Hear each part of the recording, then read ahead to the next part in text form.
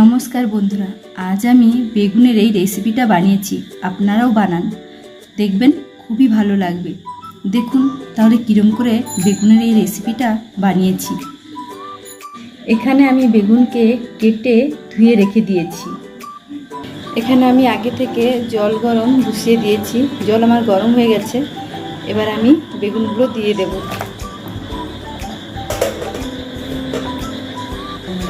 এখানে আমার বেগুন সিদ্ধ হয়ে গেছে, এবার নামিয়ে দেব। বেগুনকে আমি নামিয়ে এবার ঠান্ডা করে নিয়েছি।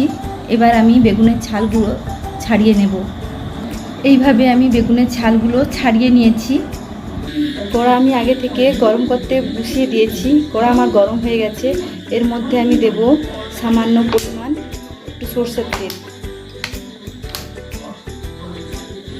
তেল গরম হয়ে গেছে, এর মধ্যে দেব সামান্য পরিমাণে কালো জিরে, আর দেব 1 চামচকে গ্রেট করে রেখে দিয়েছি রসুন দিয়ে দিলাম।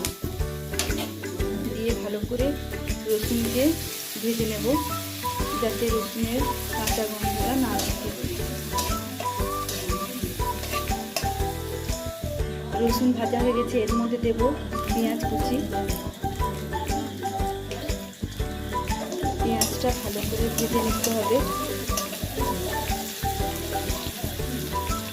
পেঁয়াজটা আমার ভাজা হয়ে গেছে, খুব একটা বেশি ভাজবো না, এরকম গোল্ডেন কালার টাইপের আসবে। এর মধ্যে আমি দিয়ে দেব টমেটো কুচি।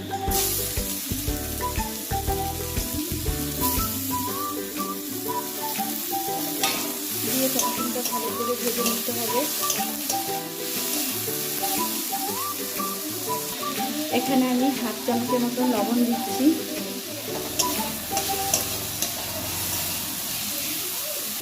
1/2 চামচের মতো হলুদ গুঁড়ো দিচ্ছি।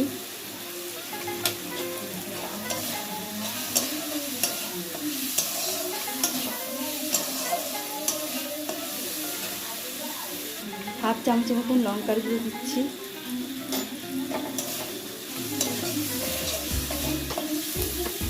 এবার ভালো করে ভেজে নিতে হবে। আমার এখানে মশলাটা ভাজা হয়ে গেছে। এর মধ্যে আমি সিদ্ধ করা বেগুনটা দিয়ে দেব।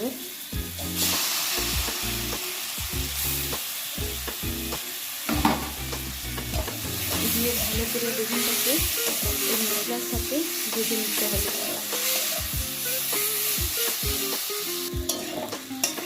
গ্যাসের আঁচটা কমিয়ে ভালো করে এইভাবে ভেজে নিতে হবে।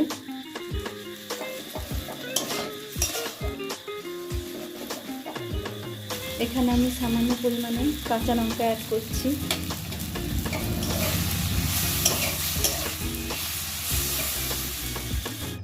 এখানে আমি 1/2 চামচের মতো ভাজা জিরার গুঁড়া দিচ্ছি। দিয়ে ভালো করে বেগুনের সাথে মিশিয়ে দিচ্ছি। আমার কিন্তু এখানে রান্না শেষ।